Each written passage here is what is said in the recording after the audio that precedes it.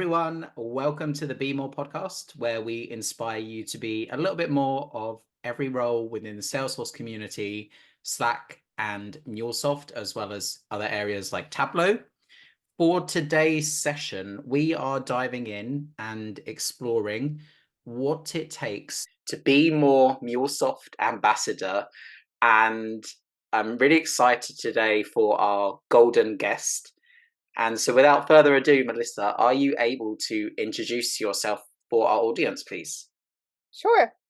Hello, I'm Melissa Shepard. I am a Salesforce certified technical architect, also a Salesforce MVP, a MuleSoft ambassador, a well architected ambassador, Ladies Be Architects ambassador, Golden Hoodie, marketing champion, all kinds of things. Yeah. 37 times certified, founder of a program called Scale Up Arcs, also founder of Architect Ohana Slack, and I co-lead the Boston Architect Community Group and also an organizer for Architect Dreamin' and Northeast Dreamin'. Yeah, awesome. Well, it's great to have you on. And yeah, just that list of things proves how much you do in the community and quite rightfully deserve your MVP title along with your MuleSoft ambassador title and your golden hoodie as well. So it's great to have somebody like you on the show. So for today's episode, we're talking kind of a segment of those things that you do, and we're focusing on MuleSoft Ambassador. So, are you able to describe to our audience what it takes to be a MuleSoft Ambassador and kind of what activities or events that you're involved in as an ambassador? Sure. So, the first part of becoming a MuleSoft ambassador is first becoming a MuleSoft mentor. And this is something that you can inquire about. I think you can apply yourself. You can also get nominated by other MuleSoft ambassadors or other MuleSoft mentors. So it's really kind of being involved in the community, speaking at events, and just showing expertise. So it's actually kind of similar to MVP, Hmm. but it's nice that they actually kind of have a uh, pathway for you to become a mentor, and then you get mentored by another ambassador that kind of teaches you like these are the expectations, these are the things we want you to see you do.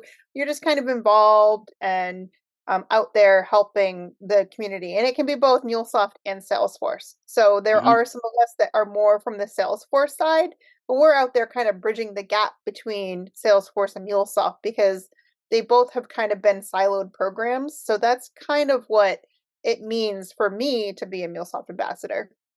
Yeah. Okay. Awesome. And I think it's great that you're working to kind of bridge the technologies and maybe across the divides that exist in the ecosystem because ultimately if you know a little bit of Salesforce, you're a lot more powerful if you know a little bit of MuleSoft as well, and the other way around. So I think that's great. And kind of thinking in your role now as an ambassador, what type of other people do you interact with, kind of on a daily basis, as well as your mentor? So I interact with a lot of the MuleSoft community. So they have a whole Slack that's dedicated to the MuleSoft community. So you have Mm. people out there that are actually running MuleSoft meetup groups, which are just like the Salesforce community groups. So those actually exist. You're interacting just with other people that are out there doing stuff for the community. So a community leader for MuleSoft isn't just someone that runs a community group. It's someone that's out there speaking and teaching and working with other people and helping other people presenting, or maybe you're running a group as well. So it's a very inclusive community and I love it. And there's actually a lot of architects in the MuleSoft community. So being someone that is an architect, it's a really great area for me to be in and interact with others that are really kind of interested in the same things. Yeah, totally. That sounds amazing. So thinking about this role, as something that you do as well as your full-time job and other commitments within the Salesforce community as well, what type of kind of time commitment are we talking about here? Like on an average week, how much time do you need to put into the program? Is it almost as much time as you can give it? Is it quite flexible? Like how do you manage that against your various other commitments? So There is an actual time commitment that you're expected, and it's really not as much time, but it's contributions. So you have to have a few Mm, contributions each quarter to keep your status as an ambassador. And this could be running or hosting a community group, speaking at a community group, speaking at an event. There's all different ways that you can contribute. You could also contribute through the blog or your own blog posts. It's not too restrictive. So whenever I speak at an event, that qualifies for one of my yeah. contributions, which is great. So I became Mulesoft ambassador last year, became Mulesoft ambassador before MVP, which was great because I got all the MVP benefits through this program, which Hmm. I had no idea. I didn't know. I was just like, oh, this seems cool. I want to represent Mulesoft a bit more. And then they made me an ambassador, and I was like, wow, I get all this stuff. This is really great. So appreciative to the program Mm, for bringing me in and allowing me to help bring more visibility to the program. So what I do is when I speak, I think about ways that I can maybe involve MuleSoft or bring it in or speak about it a bit or even present on something that's MuleSoft focused yeah. and ways where I could present to bring more Salesforce people over to learning about MuleSoft or becoming more interested because there's a lot of different levels to MuleSoft now and it's becoming a lot more accessible to this just even Salesforce admins and developers.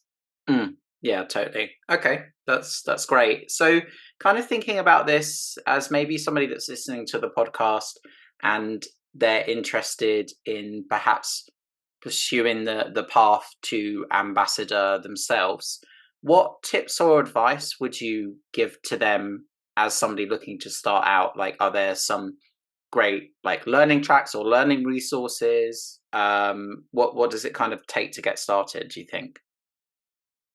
That's a good question. So for me, I was already doing everything, so it just was Yeah. really kind of a natural thing to just bring me in and put me in as a mentor, and then bring me out as an ambassador. Because I was already out there speaking and doing community things and running user groups and all that. I would say just look for ways to get involved. Try to present at an event like a Dream event, or try to Hmm. speak in a community group.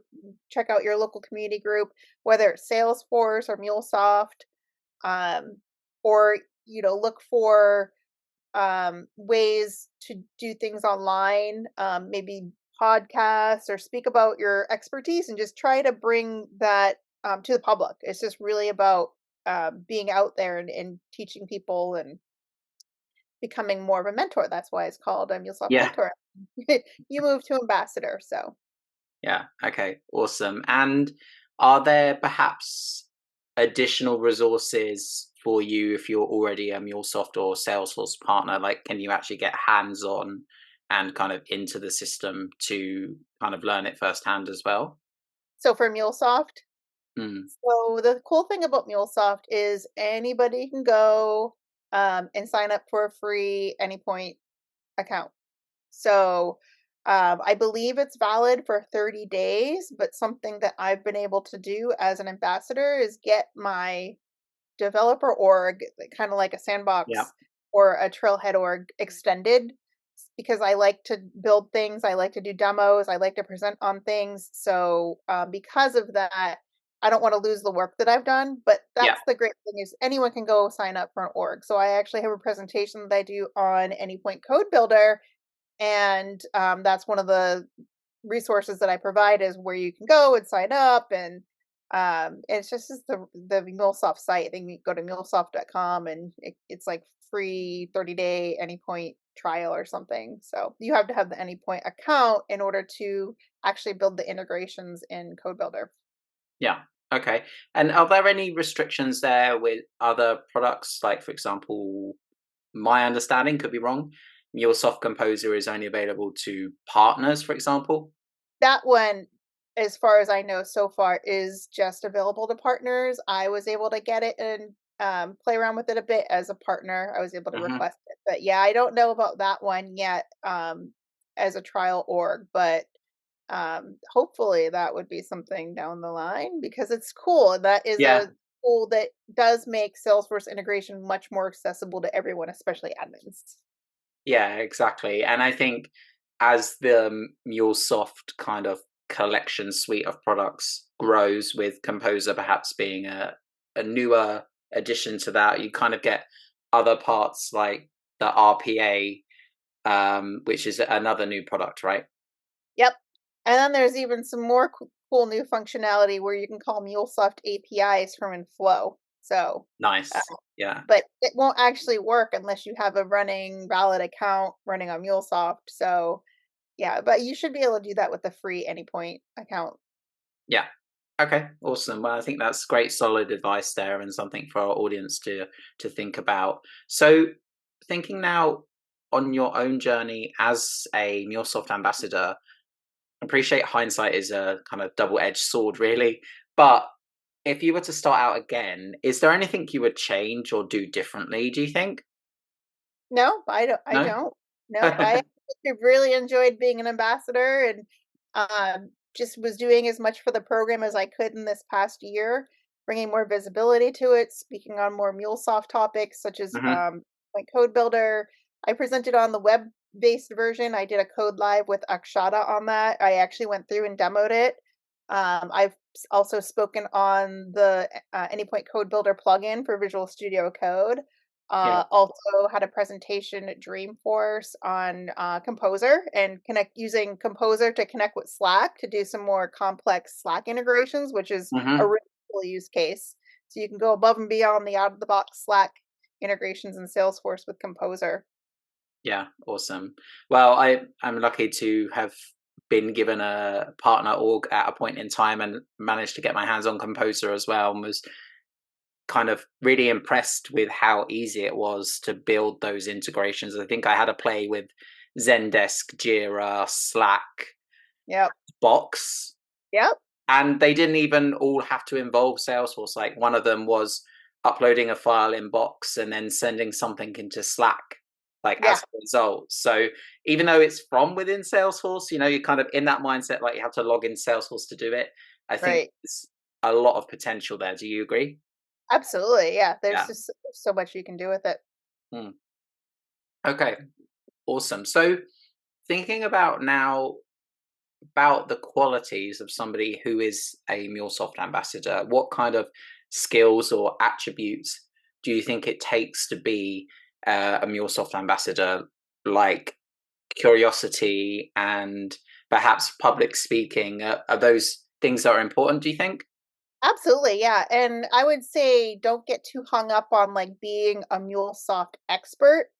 Mm. I think just having some curiosity around the platform and the products is enough, and, like, what I did is there's things that I didn't even know, it's like Composer, I went and got it, and I learned it and started teaching it.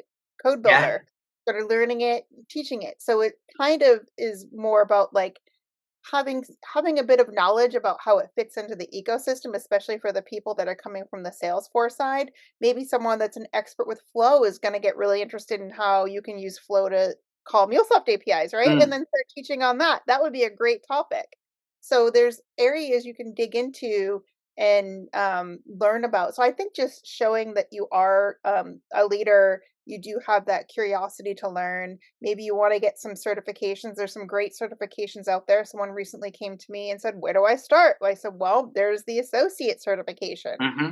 Yeah. also the hyper automation specialist." Those are things that really could tailor more towards the Salesforce side of things. So Yeah. yeah, there's it's just really leadership, curiosity, and just wanting to teach others, I think, and be out there helping the community. Yeah. Definitely. And is there anything that you've come across, like during your time in this role, that could potentially help somebody that maybe struggles with something like public speaking? Is there any advice for somebody that might be thinking about that? So thinking about my own journey Mm. overall, I actually used to be terrified of speaking in public, which is probably surprising with the number of events I speak at now. It's like I went from one Yeah. extreme to the other, but it goes Yeah. to show that it can happen, right? So I'm Mm. actually a very introverted person, and I was terrified of presenting. I think it was for London's Calling in 2020. I was supposed to speak in person, but as we know, that got canceled because of COVID, and we were asked to record our presentations. Well, I kept trying to record my presentation and I just kept getting stage fright and I kept Yeah. stumbling. I was like, that's it, I can't do this. I was just having a hard time. And I think what really helped me, well, so there's two things. So I was planning to go for CTA, but I'm like, if I'm ever gonna present to a board, I need to start getting comfortable with speaking, Mm, right? So I yeah. kind of forced myself to start doing public speaking, speaking at user groups, presenting at Dreamin' events, and speaking on architecture topics. So that really did help me. And then, of course, getting involved in community mocks really kind of got me through all that fear. And I don't really get too nervous anymore, but still, there's times when I can start to trip up a little bit or forget what I'm saying, and Yeah. get caught in my train of thought and go off go off the rails. Like, what was I Yeah. talking about? So, um, but definitely just practicing, just starting Mm, small. Don't I remember thinking like, "Oh my god, I couldn't imagine ever presenting in a breakout room at like Dreamforce. That's yeah. terrifying." Like all those people sitting there, and now I've spoken to crowds even bigger than that. So, it goes to show that, even those of us that are the most terrified can get through that. It just takes practice and wanting to work through that fear. Yeah. User groups. User Yeah. groups are great. Exactly. That's exactly where I was just looping back to, because I think it's a great idea, even if you've got a big event coming up, like potentially practicing at a user Yeah, group. absolutely. I know people that do that. Yep. Yeah. And Well, yeah.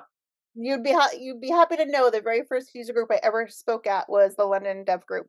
My Nice. very first like public speaking appearance, so in person Can in you remember 2000. what it was about?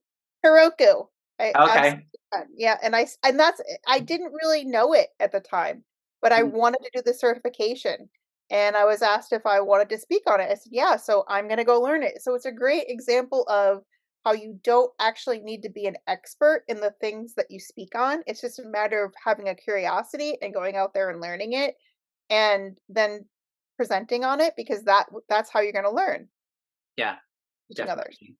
Yeah, and I think you ultimately then start to reap the benefit of that by helping other people, spreading the word, and teaching as well, right? Absolutely. Yep, Yeah. for sure.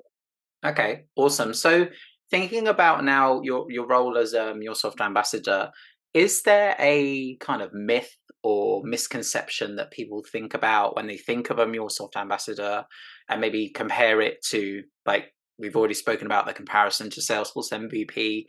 Is there anything else like that that kind of comes to mind that you wanted to kind of make more people aware of, or perhaps clarify a common myth? That's interesting. I think that a lot of people haven't really known what ambassadors were or that they Mm. existed. I know for me, the first time I was aware, I think it was at maybe TDX in 2022. One of the MuleSoft ambassadors got a golden hoodie, and I was like, "Oh, MuleSoft ambassador, what's that?" Oh, So I yeah. became curious. So I started hearing about it, and then learned about the mentorship program and how you had to become a mentor first, and then you could then move on to Mm. becoming an ambassador. So I really didn't know a whole lot about it. Like I said, I didn't even know the benefits of the program until I became one. So that was exciting. Yeah, so I think maybe the misconception is it's not like the same Yeah. level like an MVP, but it actually is. It's basically an MVP through the MuleSoft program, which is pretty cool. So I got, the free certifications and training and all those types of benefits that I was really excited about. Because for me, I'm always learning and I'm always doing certifications. So Yeah. as someone that self-funded them all in the past, Mm. that was one of the greatest, uh, benefits that I was able to receive. Yeah, exactly. I think that's great, and it kind of helps to the spread the word really about the other programs, because I think, for example, Tableau has the Visionary program, and I think Slack has one as well, but I'm not sure what that's called. But there are other programs outside of the traditional Salesforce MVP, right? Right, and they will actually have MVP parties where it is Tableau, Slack, MuleSoft, and Salesforce all together, all the different programs Mm, come in one party, which is that's how I got, introduced to it all last year at TDX. Is they had like the one community party with all the different programs. So I was able to go to the MVP party as a MuleSoft ambassador. yeah, awesome, and quite rightfully get treated as a VIP as well, right? Absolutely, yes. Yeah. So Yeah, and the other misconception I think is that you need to have like all the MuleSoft certifications. Absolutely not. Mm, I would say the program can actually help you on your certification journey because you do get the free training and the free certifications. I think just showing that you have a curiosity like we talked about before and a thirst for knowledge is in leadership. yeah, So, exactly. It can ultimately help you develop those skills, but also help the community learn more too. So I think it's win-win. yep, and So, I'm still on my MuleSoft certification journey. So one of my goals after I got CTA was move on to do MuleSoft, and I mm. thought I was gonna do it like right after, like, oh, as soon as I get CTA, I'm gonna go do all the MuleSoft. No, it's taken a year or two now for me to actually start feeling like, okay, I want to sit down and do all this learning and training. So Yeah, and I think, like, in your case, like, kind of be kind to yourself. You're running a company, you're doing a million and one other things. You can't have yeah, everything now, even though you might want it now, right? yeah. And something that's interesting that happens with CTA is you spend so much time just in this really hardcore level of studying and practicing Mm, and preparing, and then you pass, right? So if all goes well, you pass, and then all of a sudden you're like, I don't want to do anything. I went on world tour and I just started speaking everywhere. I'm just like, I'm just gonna teach. That's all I'm gonna do. mm, I don't want to do trailheads. I don't want to learn. I don't want to do certifications. I just wanted to present. So that was my way of blowing off steam after spending so much time dedicated about a year dedicated to preparing for CTA, and there was 2 review boards in that, period of time. The first one I did really quickly. I didn't pass. I passed a few sections, and then I had to spend a whole bunch mm. of time preparing, and I went really hardcore at it because I was like, "I'm going back and I'm not failing, like, that's an option." So, went back and, I passed. So that was my goal, and once I was done, I just needed to relax and blow off steam, so there was no certifications happening for quite a bit. Yeah, but lots of talking and lots of spreading the Yes, love, right? yes, absolutely, and getting out there in the community, and I said I went on the CTA Golden Hoodie World Tour because I got them really, like, back to back. I got the Yeah, Golden Hoodie and then went for my review board a few weeks later and then passed that, so yeah. Okay, awesome. So, kind of bringing this session a little bit to a close, but before we do go, what's a way for people to connect with you? And are there any particular pieces of content that you'd like to kind of signpost or shout out that could kind of help somebody on their journey to become MuleSoft ambassador? sure. Lots of ways to connect with me. Twitter, LISSA underscore underscore X, which is, external objects. That's why it's Yeah. there. I don't know if everyone gets that, but sometimes I quiz people when I present, like, do you know what that means? Do you know what that stands for in Salesforce? LinkedIn, that's a great way to connect with me. Also, if you're interested in architecture or you're an architect, there's the Architect Ohana Slack. So I'm in there. I'm also in the Ohana, the regular Ohana Slack. That's Hmm. the community Slack. I'm in there. I'm in all kinds of Slacks actually. Yeah. Too many these days. Yeah. Those are the best ways to connect with me. As far as a blog or anything, I think MuleSoft does have a good blog post. I'd have to go find it on what it means to be an ambassador and how to get going. I also do provide QR codes when I present specifically on MuleSoft of how to Mm, join a meetup, how to become a mentor, and just to find out more about the community. So I have those as well. So I can pass along some of that stuff to yeah. you if you want to post some of it. Yeah, cool. I'll be sure to kind of sneak that into the description. And I think on the ambassador thing, there was definitely a post recently when the new class was announced, right? Yes, So, yes, they just announced them, so it's good yeah. to remember that the new ambassadors come out around the same time as the MVPs. Hmm. So if you are interested, get going, become a mentor now. So I think you can become a Yeah. mentor at any time, but the ambassador is a one time, once a year thing. Yeah. Like MVP. Yes, Yeah.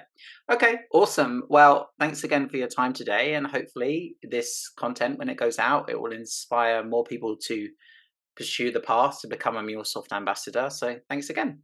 that'd be great. Thank you. Thanks for tuning in to Be More with Tom Bassett.